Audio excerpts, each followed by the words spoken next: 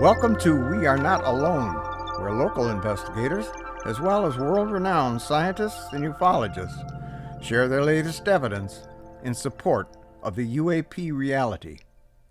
Hi, I'm David Twichell, and for the next hour, we'll be exploring the mysteries of the UFO, UAP, and abduction phenomena. And today it's my distinct honor to welcome to the show a true American hero, Dr. Edgar Mitchell. Dr. Mitchell is a retired Navy captain, former astronaut, scientist, test pilot, lecturer, and author of, among other things, Psychic Exploration and The Way of the Explorer. And on January 31st, 1971, as a member of NASA's Apollo 14 mission, he was the sixth man to leave his footprints on the surface of the moon. He has been interviewed on countless documentaries, TV and radio shows, and I am proud to include We Are Not Alone as one of them. And welcome to the show, Dr. Mitchell. Well, thank you, David. It's good to be with you. It is my honor indeed.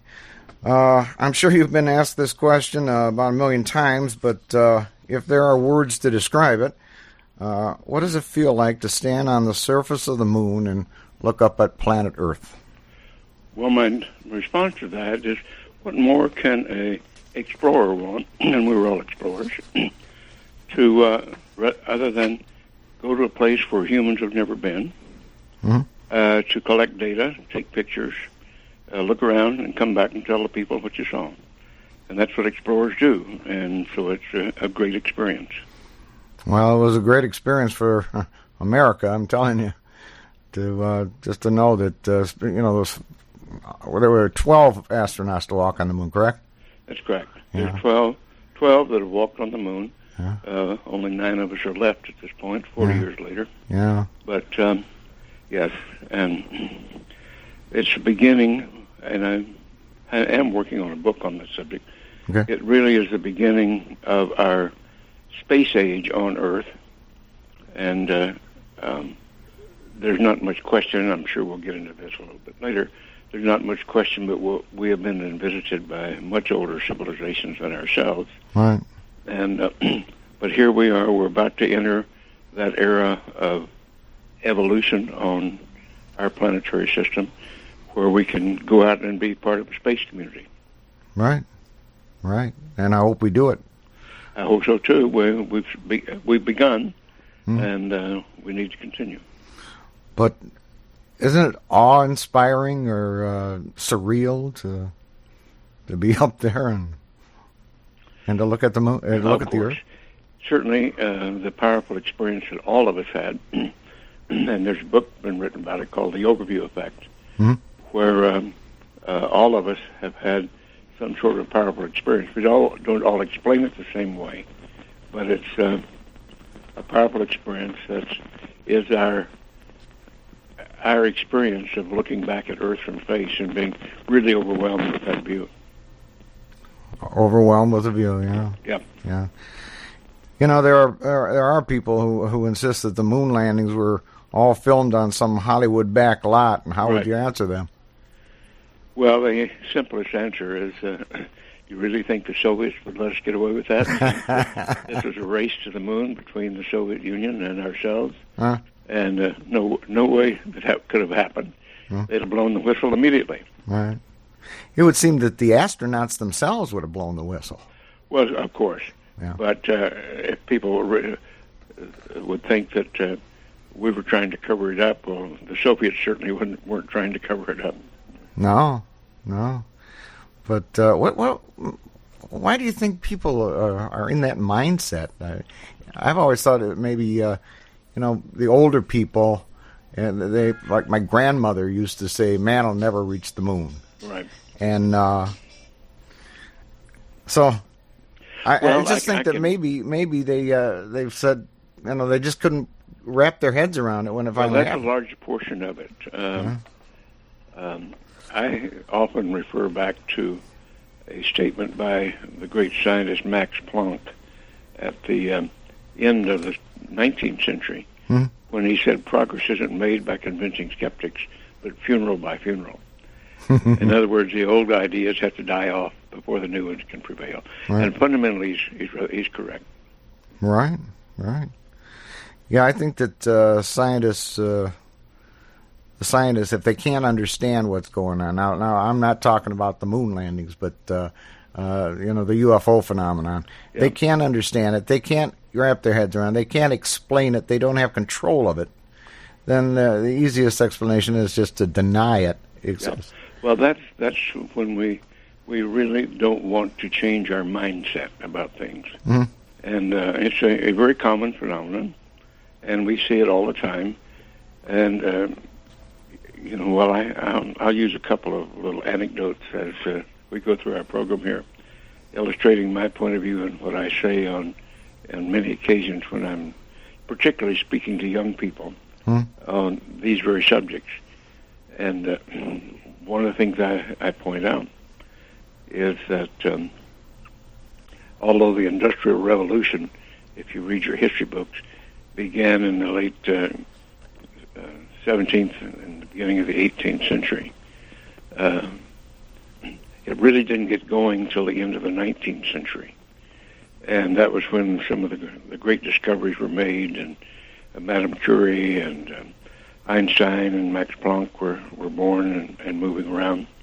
But I like to tell the story that my great-grandparents went across from South Georgia to West Texas in the United States at the end of our Civil War in the early 1870s.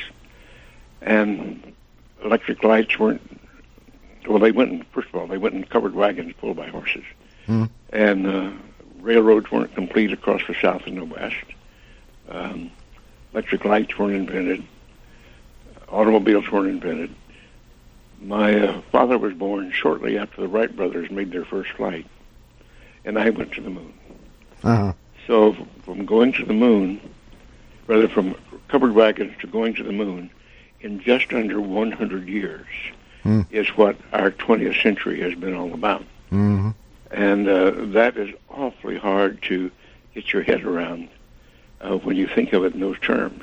And those of us who read the history books, it didn't really dawn on me. Here I'm almost 80 years old now. And it really didn't compute for me till I became more elderly exactly how fast this time was passing. Oh, yeah. My mother used to tell me the older you get, the faster time goes. And I could Absolutely. Never understand that. And when you experience it, you're not sure you understand it then. Yeah, and I was like, Mom, why were you right? That sucks. What can I say? Yeah. Yeah, you made international news a couple years ago after an interview on Kerrang Radio in England. That was quite a surprise, too. It was a surprise for the host, too. We were suddenly... simple statement I'd made many times. Huh? All of a sudden, we were international almost overnight. Yeah. I was getting calls from all over the world within the next week, right? Just because of that one interview. Yeah, he acted like he discovered peanut butter, Something. But in it, you told the host that UFOs are real, and Roswell was a real event, and it really created a firestorm. Yeah, it certainly did. Yeah. And I'm not quite sure why that happened, but it happened that way. Well, Go ahead. I was just going to say, did the host of that radio show notify mass media? Guess what I just found out? No, I don't think so, because I don't think so, because I had made those same statements quite frequently in public domain, on radio, on interviews like this. It wasn't anything particularly new or revolutionary from my point of view.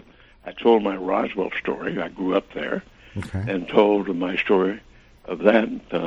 I've told it several times. But all of a sudden, within 1 week of that Kerrang radio interview, I was suddenly international with that story. Yeah. Okay, so for the benefit of our listeners here at WHFR who have not had the pleasure of hearing your Roswell story, please repeat it. Maybe I can make international news. You know. Okay. We'll give it a try. Give it a shot. Well, the fact is, you see, I grew up in Roswell, New Mexico, in the Pecos Valley, and where the site of the so-called Roswell incident in 1947 took place. Now, you have to set the scene here a little bit. The Pecos Valley in eastern New Mexico in those days was rather sparsely settled. That whole area of the Pecos River running up and down the eastern side of New Mexico, that whole area didn't have more than 50,000 people in it up for 100 miles or so. And my family, my grandfather in particular, was a 19th century entrepreneur, and very good at it, and cattle trader.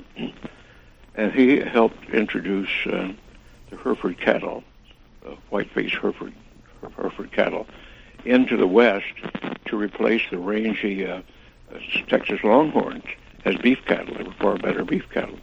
And anyhow, that was his job, and the family lost everything in the Depression of the 1930s. But grandfather had brought the family back, and by the mid-40s, rather prosperous ranchers and farmers, and had several machinery dealerships. And so we lived there in the Roswell area, and the family knew most of the people up and down, large numbers of the people up and down around the Roswell area. And so when the Roswell incident took place, I was headed off for college. And on one day, in the Roswell Daily Record, there was a story of the crash of an alien spacecraft a few miles to the north and west of Roswell. And the next day, it was replaced by a story that said, no, it was just a weather balloon. And so I was going off to college. I didn't pay much attention to it. Okay, that's the way it is. And then I went off to the moon, of course, quite a few years later. And when I came back, I went to visit friends. My family had already left the area, and my father was already passed away. But I went back to the area to visit friends, and was invited to deliver some lectures and talk about going to the moon, which I did. And some of the local folks who the family knew, as I said, we knew most everybody up and down that area. Some of the local folks tugged my sleeve at my appearances and said, could we talk a little bit? And they told me their story of this, or the story of their family, notably folks like the undertaker, who provided small coffins to the Air Force Base for the bodies of the dead aliens, and people in the sheriff's office who had helped with traffic control and had done some work for the military in managing that in around the Roswell incident. And they told me, because they had been shushed to never talk about this at all by the military at the time that the Roswell incident took place. And frankly, on the theory, or rather on the fear of considerable sanctions if they talked. And here I was a local boy that was now kind of famous, been to the moon, and they wanted to tell me their story. So eventually I took that story to the Pentagon and told it, and long story short, got it confirmed in a rather circuitous way, which we'll talk about another time. But in other words, it was confirmed. And so that's the basis of my knowledge, my early knowledge of the UFO phenomenon, that there was a crashed UFO. And the reason more likely for all of that is because the White Sands Proving Ground was right across the mountains where the first atomic weapons were tested and also the Roswell Army Air Force Base. Now, it became the Roswell Air Force Base when the Air Force became a separate service, but that was right in Roswell. And so one can conjecture that the alien craft was, as we have had quite a few incidents where alien craft are around our nuclear facilities and around the rocket facilities that are designed to launch weapons. So one can conjecture, although I don't know this for sure, one can conjecture that was their interest, as was the White Sands Proving Ground and the nuclear weapons that had been tested there, and so on and so forth. Okay. So, yeah, this has been a theory with ufologists that the grown-ups in the galaxy are a little worried that the kids have got their hands on the guns, right? Yeah, on the big guns. One can put it into that vernacular. Yes. The adolescents are playing with the guns, you know? Yeah. So, okay, so these people in Roswell that grew up there like yourself, but were older at the time and were paying more attention to what was going on. I love the way you said, you know, I went off to college, and then a few years later I went off to the moon. I love the way you said that, you know, not everyone can say that. At any rate, these people told you that there really was a crash of an alien disc, a craft from elsewhere not of this earth. Is that right? Well, that was what their opinion was. That's what they thought. That is what the Roswell Daily Record had printed, and that they had believed. And so, that's the legacy of Roswell. Did anyone in Roswell who spoke to you, like the Undertaker, what is his name, Dennis? Well, it wasn't the Undertaker himself. It was his family. He was gone by that time. Okay. Did anyone tell you, I was there, I saw it, I saw the debris, I saw the bodies, whatever? No. No one saw them. Okay, so then you went to the Pentagon, told your story, asked someone at the Pentagon. Who'd you ask? Well, I asked to talk to the Intelligence Committee of the Joint Chiefs of Staff. And I was with some other gentlemen. I was with Dave. I'm blocking on names right now. Sorry. But someone in the know. In the know, military guys, and also UFO guys. Okay. And we asked for a meeting in the Pentagon with the Joint Chiefs of Staff Intelligence Committee. Got it. And so we went there and told our respective stories of what we knew about all of this. And what did they say? Well, I just told the story just like I just told it. That was my story. That's all I know. No, but what did they say at the Pentagon? Well, the officer that we talked to said, I don't know about that, but I'll find out. Well, he didn't get back to, and I'll get back to you. Well, he didn't get back to me, but presumably he got back to some of the other people with me, Commander Will Miller, I'm starting to get the name, and Stephen Greer. Okay. Were there with me. And he got back to Stephen, I think, and saying, well, I didn't know about that, but I know where the black budget money is managed in the Pentagon. Now, subsequently, one of my other colleagues,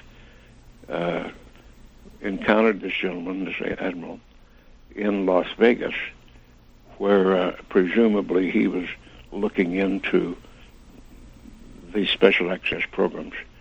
And the story is that, like some that the presidents like Bill Clinton had sent out, Walter Webster Hubble, to start finding about UFO stuff, they got rejected, saying you don't really have a need to know. And this admiral was not very happy with that answer, that he didn't really have a need to know. Okay, so it makes you kind of think, you go in and say, is there really a Santa Claus? And they say, they're not going to say, you don't have a need to know. They're going to say, what are you, nuts? Yeah. But you go in and you say, are there really UFOs? Well, you don't have a need to know. Yeah.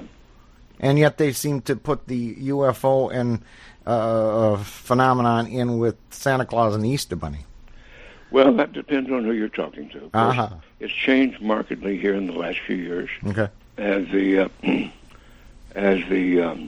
climate has changed, and the fact of ufology has become a more sought-after set of thinking ideas, and the public has become somewhat convinced that, yes, this stuff is real. And we've had some awfully good books come out. And I know, as I'm sure you do, know most of the serious investigators like Timothy Good and Richard Dolan and all of these folks who have spent quite a few years digging out the details of the UFO phenomenon.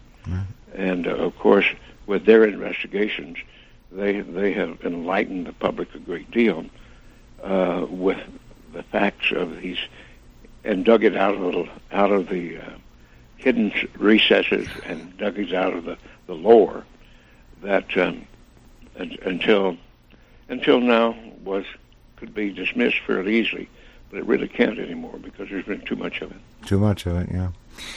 I'm David Twichell, and we're speaking with Dr.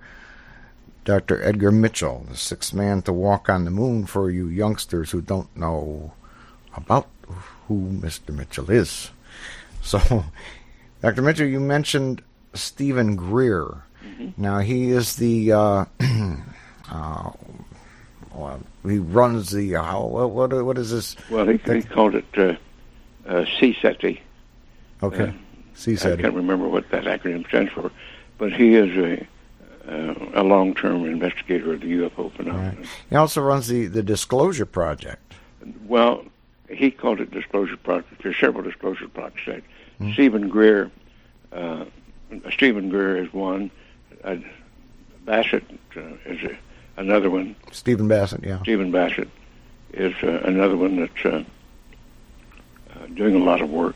And they're both been working for many years trying to clear the climate here and to get these ideas accepted and looked into by the general public. Right. And to get our governments to open up their files. And it's slowly starting to happen. There's slowly starting to happen. England is opening up their files. England's opening up their files. Mexico, Brazil is making a big deal of opening up their files. Brazil, yeah. Brazil is really coming forward. They're coming forward in big time, acknowledging that there's lots of highly classified documents that are now being opened up. So the climate is changing in this area. So what do you think is the reason for the cover-up all those 60-some years?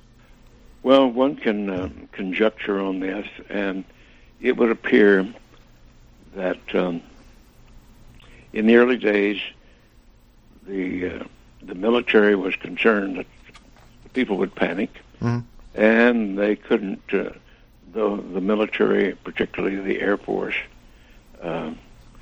was not in a position to control the skies, and here these guys were controlling the skies, as it were, and they couldn't do anything about it.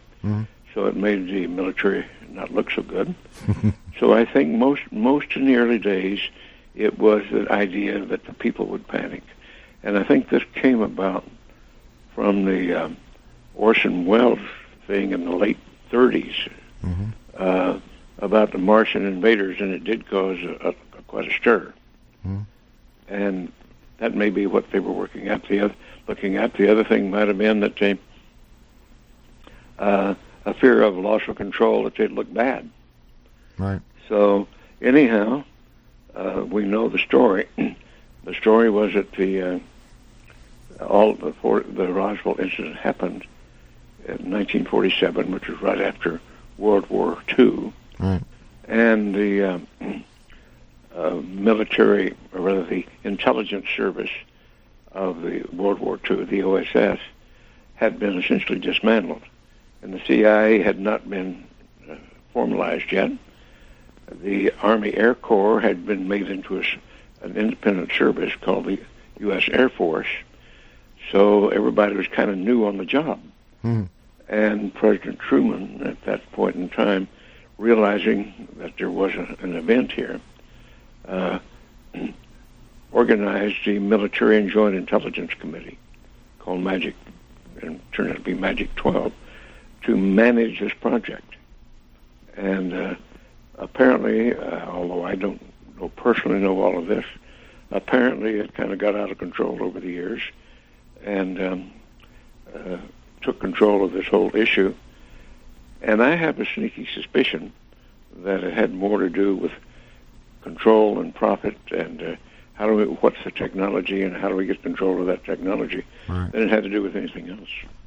Yeah, I agree. I think that that it started out with fear of panic, because that was Roswell was like 9 short years after War of the Worlds radio broadcast. Yep. But and now it has become the technology. Yep. And according to Stephen Greer and many, many others, we have that technology. We back-engineered that technology from crashed disks.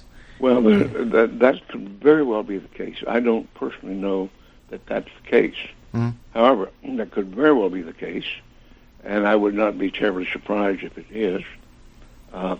Has Greer offered to show you any of this back-engineered technology or anti-gravity technologies? No. He has not. Well, I don't think Greer has any more access to that than I do. Well, he seems to be touting the fact that they have these, and they're making and not only anti-gravity but 0-point energy devices. You can heat. Well, one would not be too surprised if that were true. I would not be surprised if that were true. Mm-hmm. And I do not know personally that is true, mm-hmm, because 0-point energy and zero gravitational, rather reverse gravitational devices are, in my opinion, right where the future is and what we need to be looking at. For sure. And if indeed our visitors are from advanced civilizations, like they would have to be here, mm-hmm, then I would not be surprised if they have that technology. I just don't personally have any independent knowledge of it. Right. And yet the oil industry, the energy industries, are the backbone of our economic structure. Is that right? Yes, I know, and I have observed over the years that, and although I have looked at 0-point energy technologies and people working in it for a large number of years, those oil industry and traditional energy companies are the first to try to suppress and threaten if this stuff is carried out, and to buy it up to get rid of it. Yeah. So it would be the oil barons, the atomic energy folks that don't want this secret out. Am I right? Well, one can theorize that. I do not know. It is quite clear that there has been a hiding of this information, and it is very, very difficult to find out who is behind it. And I don't know a sure way to know that. Yeah. But there's not much question that it has been covered up, and slowly it's getting uncovered at this point in time. Right. And hopefully in due course. And those of us, although I don't work with Stephen Greer, haven't for quite some time, all of us, himself, Bassett and myself, many of the writers in the UFO field have been pushing for a disclosure for a long, long time. Yes. I know I have. Yeah, we're all trying to do exactly that. Yes. You had been misquoted concerning NASA's alleged knowledge of the UFO phenomenon, and NASA put out a statement saying, in part, Dr. Mitchell is a great American, but we do not share his opinions on this issue. What happened there? Well, I think this came out of, as you pointed out, that Kerrang radio article, and I think this is a misinterpretation. When I've said in some of these areas that when I referred to government, reporters have thinking I was referring to NASA. Oh. And that simply wasn't the case. Mm-hmm. I was referring to government in general, not a particular, and that's how NASA seemed to have taken offense at that. But on the other hand, nothing has happened when I was in NASA that indicated anything that we in NASA knew that others did not know about this. I see. But so that was just one of those mistakes of reporting and press activity. Oh yeah, that we both run into enough. Yeah. Well, I'm sure you're aware of the rumors that are out there that NASA is aware of UFOs. Do you have any? They may be, but I don't know. There may be certain segments, just like there's a lot of segments of government. Mm-hmm. Departmentalized, right? Beg your pardon? Departmentalized. Yeah. A lot of people that have special access to special access programs. Mm-hmm. But these are isolated individuals who, for one purpose or another, have been granted access. But it is not department-wise or agency-wise in the government. Right. Right, and you wouldn't have access to it. But I'm sure you're aware of the rumors. You've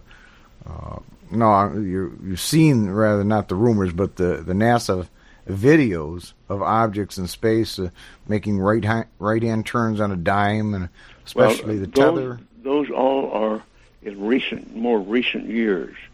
Up through the Apollo program, we didn't have any of that. Okay. But with the shuttle program, there have been some modern videos and photographic equipment. There have been some things that look suspicious like UFOs. But in the earlier days, in the Gemini and the Mercury programs and the Apollo program, there were a few things, but there wasn't anything that was truly demonstrated to be to fall in the category of alien type of visitation. Right. Now, you've seen David Sarita's tether incident as evidence of NASA UFOs. And you see the I've heard of it, and I'm sorry I kind of I go a different way on that. You do? Yeah. What do you think those objects were around the tether?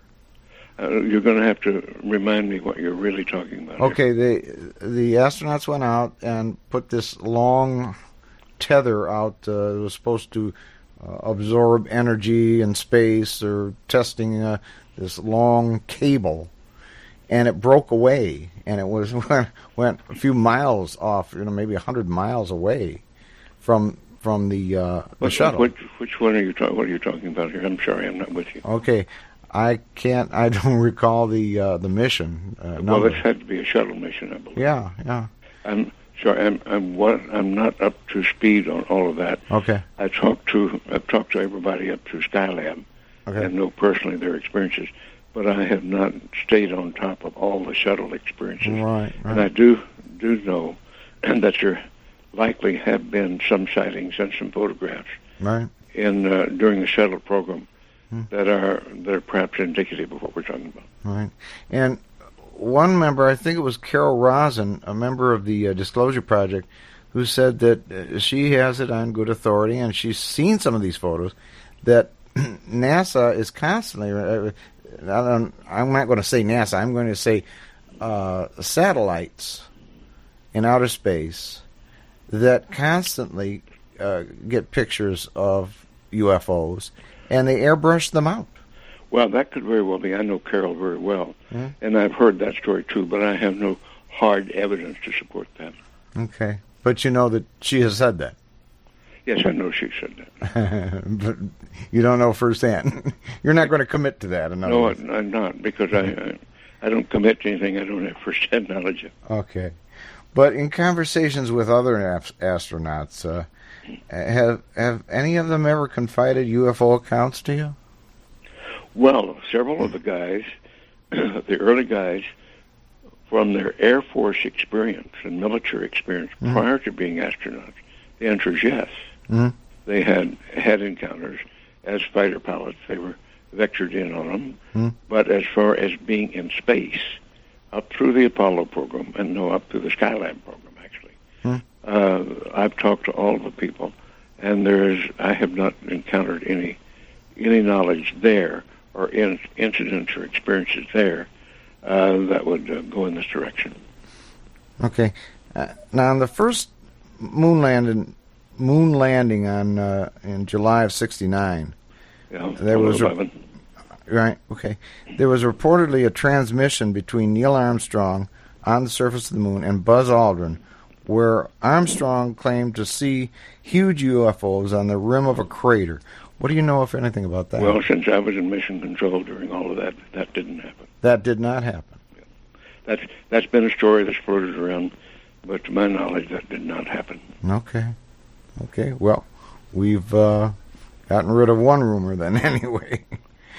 I'm David Twichell. You're listening to We Are Not Alone, and we're speaking with former astronaut Dr. Edgar Mitchell. And Dr. Mitchell, we've heard all kinds of theories on the alien agenda. What's your take on that?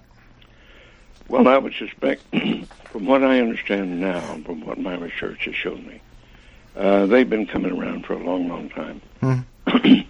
And I would suspect that a lot of our early lore stems from the visitation back hundreds of years, perhaps. Obviously, observation is one thing. See how this planet's coming along. Maybe it's I don't know. Maybe it's a vacation spot for touring aliens to let's go over to this little remote planet out here and look down at the idiots, that primitive society. The zoo. Years ago. The zoo. Huh? Yeah. This could be a zoo. Yeah, that zoo. But, we don't really have any hard knowledge here. At least I don't have any hard knowledge, and we can only conjecture. But it would appear, there's a Michelangelo painting, you may have seen it too, that has a UFO up in the corner of it. Oh, yeah. There are a lot of Renaissance art. Yeah, that has that. Yeah. And one can imagine that some of the early lore, even in the Bible, or even in our religious literature, the cosmologies and the lore of chariots in the sky and so on and so forth, stem from alien visitation. Now, can we prove that? No, absolutely not. But, Eric Von Daniken has written books about ancient astronauts. Right. And although I wasn't sure of that earlier on, and when I started, became really interested in all of this. But over the years, as I've dug deeper and deeper and deeper, I'm more convinced than ever that they've been coming for quite a long time. Yeah. When did you first start getting interested in the UFO phenomenon as opposed to just the astronaut end of it? Well, it really happened when with the Roswell incident. Okay. When I came back from the moon, and my family friends or people that knew me from that area or knew our family from that area tugged at my sleeve when I was making appearances and wanted to tell me their story, primarily because they didn't want to carry that secret to the grave, and they had been shushed up by military and under severe penalty if they talked. And here I was now a famous character in their eyes, and had been to the moon, and a local boy, and they thought I was credible and would safeguard their secret for them because they didn't want to carry it to the grave. Have any of them? Well, that was back then. Well, that's been 40 years ago. Oh, I was going to say, yeah. It hasn't been. They're all gone now. They're all gone now. Yeah. But the persons that I have contact with recent, not all the time, but is Jesse Marcel Jr., right, who is the son of the first military officer on the site of the Roswell crash. And he and I have had communication over the years. And I have had communication with Robert and Ryan Wood, who have got the wonderful site on Magic 12. Yeah. I'm sure you've looked at their stuff. Yeah, Ryan Wood has been on the show. I'd like to get his dad on the show. Well, I don't know if his dad is doing public work anymore. Really? I don't know. He could very well be. Yeah, I've talked to Ryan recently, but I haven't talked to Bob Wood in a long time. Well, maybe I missed out on that. I'm glad I didn't miss out on having you on the show. I'll tell you. But there are still several witnesses still alive from the Roswell I crash. think there probably are. I haven't been in touch with any of them personally in recent years at all. Mm-hmm. But, of course, I have been to Roswell a couple of times, and there's quite a tourist industry grown up around the alien stories in Roswell, and a museum and so on and so forth. I just haven't been back there in quite some time. That's another thing that the the skeptic likes to say was, they started that story so that they could make the town, this little town, a tourist attraction. Right. Hardly so. Everybody was under severe penalty if they opened their mouth about it. Now, for many, many, many years. Yeah. When you say severe penalty, did anybody ever say exactly what this severe penalty was? I cannot speak from real first-hand knowledge here. Mm-hmm.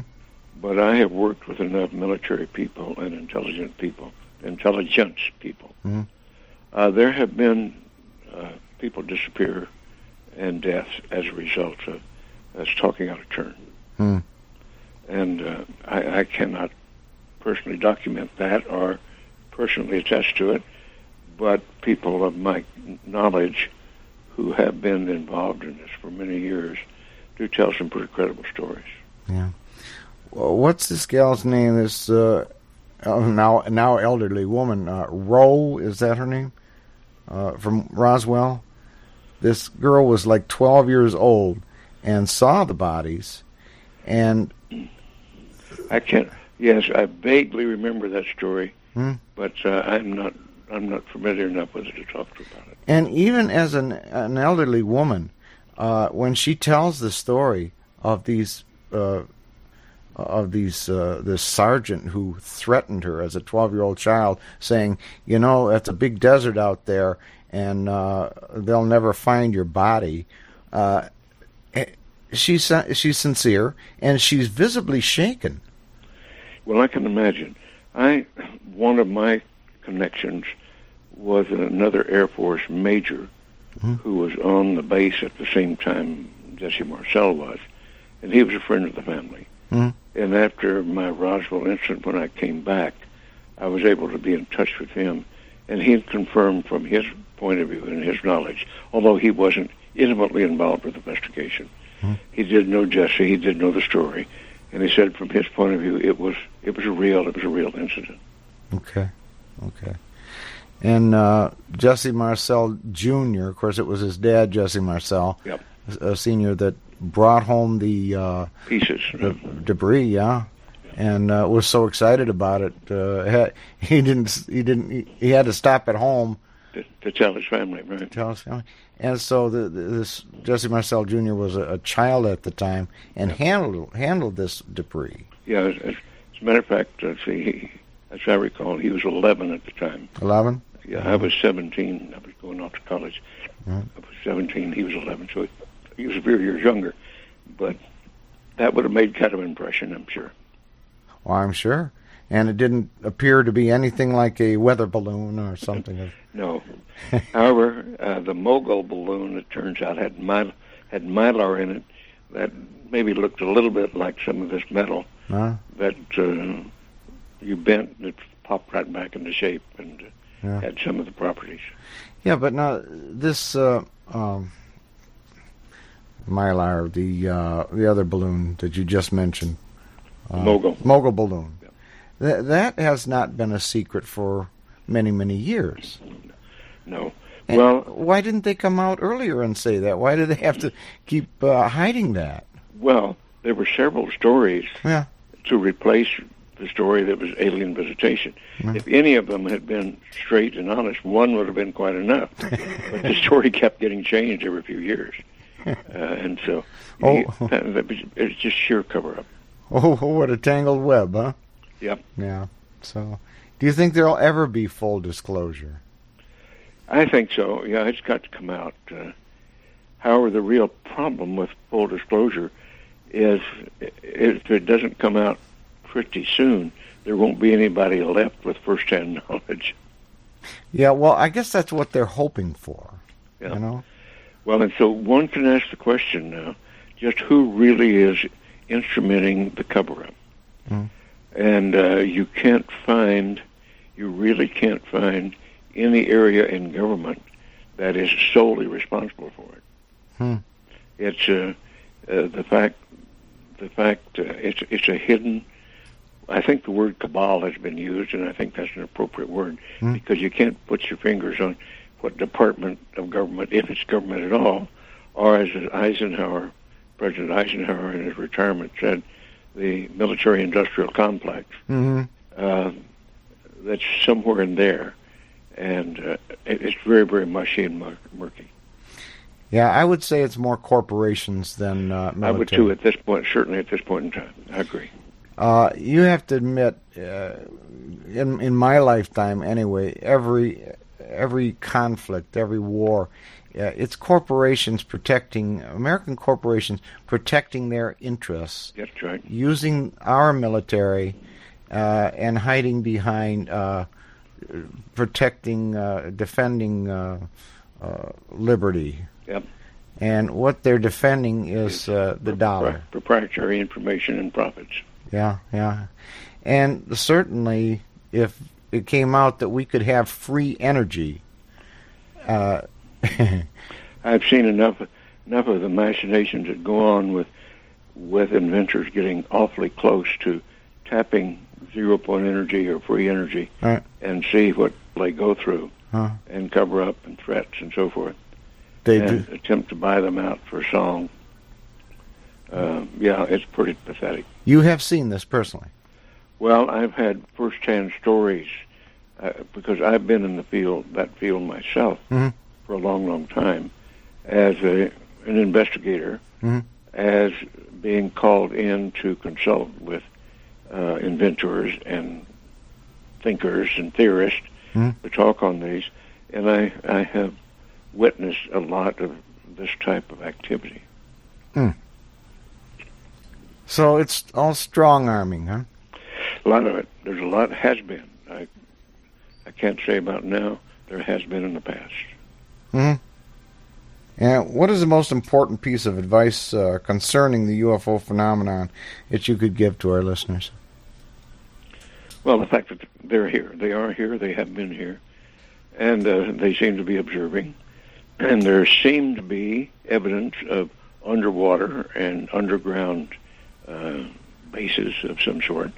There seemed to be some evidence, like the so-called Phoenix Light incidents, and a couple of others with very, very large triangular craft making appearances. Now, as a military officer and an aviator, I don't know of anything in any of the arsenals of the military arsenals of the world that have come even close to that. So one suspects that those are true alien vehicles. And the little saucers and the so-called flying saucers things, those, and it appears to me, those are just local vehicles. They're used as scout vehicles, and they operate most likely, and this is conjecture, most likely from motherships that are in and out of here. Have you ever heard stories of any of these craft appearing to come through a wormhole or vortex? Well, I don't know what a wormhole would look like. Except there are stories of them suddenly disappearing and suddenly appearing and disappearing. Right. Exactly what that is, that's hard to say. But cloaking devices could help make them disappear fairly quickly, and their ability to change directions very quickly and do right-angle turns at high speed. That's kind of strange stuff as far as our physics is concerned. Right. Well, obviously there are laws of physics that we just don't know about yet. I would say that's undoubtedly true, and if they're as advanced as they appear to be, perhaps thousands of years ahead of us, then it's not surprising that their physics would be, and their technology far more sophisticated. We're just beginning to open up in that area now. Yeah. Well, you've heard the saying or the phrase, the sky opened, or it looked like a book opening, or curtains being... This is what I witnessed back in 1962, and this is what got me going on the UFO phenomenon. Is about 1,000 feet, 500 feet in the air, a clear night sky, out of a pinhole, this billowing smoke started coming out, and a huge craft emerged from it, like the sky was giving birth to this thing. Well, that's a rather powerful experience. It was. I agree. It was. And I've been searching for the truth ever since. Well, all you can tell is what you saw. Yeah. And maybe one of these days we'll understand kind of how that happened. Yeah. And this is why there's a theory that they don't go through space as we go through space with strapped to a bomb, and well, it obviously has to be something different. Yeah. However, the more we look at it, I'm more convinced that we're really dealing in basically a three-dimensional universe. Now, there's facets of it and properties of it we don't understand. Right. But and this, as we get further into quantum mechanics and start to understand non-locality, and I've just seen some brand new developments in quantum mechanics that aren't really in the public domain yet, but make me convinced of what I'm saying is correct. That when we understand this property out of quantum mechanics called non-locality, or the seeming movement of information at faster than the speed of light, that's the future. And I don't think that Einstein was truly correct with his general relativity and his limitation of the speed of light. There seems to be some hope now that that's just an artificial barrier that in due course we'll learn to break down. Yeah, I think it's been proven through quantum physics that the speed of light has been broken. Oh, well, yes, but at the particle level. Yeah, we haven't done that haven't really shown that at the level of macro scale phenomena. It still pertains to information in the non-locality of quantum resonance and waveforms and simple particle forms. But give us another 1,000 years, huh? Give us a few more years to work on it. Another 100 or so. Yeah, not too many. Now, if we last that long, we've got to get there first. If we don't blow ourselves up first, huh? That's right. If we don't blow ourselves up with our stupidities. Going back to the Disclosure Project and Stephen Greer, were you able at any time to see some of the Disclosure Project, the evidence that some of the Disclosure Project members claim to have had? I have not personally seen that. I have not been with Stephen Greer on some of his forays that purport to do that. We worked together for a while, but it became, we didn't get along too well. Oh, I see. John Callahan was the FAA, head of FAA or a member of FAA during the time of this UFO incident over Japan. You were in, you gave a speech at the Washington National Press Club where he was speaking. You recall that? John Callahan. And he had the radar printouts and the tapes and everything of this. I was aware of that. I have not seen them personally, but I was aware of that. Yeah. You haven't seen them personally, no. Okay. Where can our listeners go to check out more of your work? Well, my own website, I have a couple of them.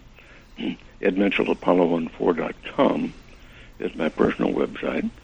And one of my Noetic Foundation, noetic.org, just has a new website that's totally brand new. They're just bringing online now, very sophisticated. And my other research organization, Quantrek, QUANTREK.org, is a rather simple website right now. We're just getting it going. So, but those lead people into my world of activities. Into your world of activities, right? Along with your books and... along with my books. Yeah. The Way of the Explorer. Can you quickly tell us a little bit about that? Well, The Way of the Explorer is the most recent book. It's in its 4th edition now, paperback edition. That's really an account, the account of my thinking and my putting noetics together, and some of the stories of the early years after coming back from the moon. And I have it available here. It's available from Amazon. And, it's just... but people can check it out at your website. Yeah, people can check it out on my website. Yeah, okay. Dr. Edgar Mitchell, the sixth man to walk on the moon. I got to say that again. The sixth man to walk on the moon, Dr. Edgar Mitchell. I want to thank you very much for joining us, and it's been truly an honor to have you. Well, thank you. It's been a pleasure being with you, and I hope we've helped a few people understand a little bit more than they did. Than they did, huh? Yep. Okay. Thanks again. You bet, David. Good to talk to you. Bye-bye. And thank you, the loyal listener. Go to WHFR's homepage and scroll down to Talk Shows and click on We Are Not Alone for more of the archive shows. Or visit my website at ufoimplications.com. That's ufoimplications.com for all the archive shows.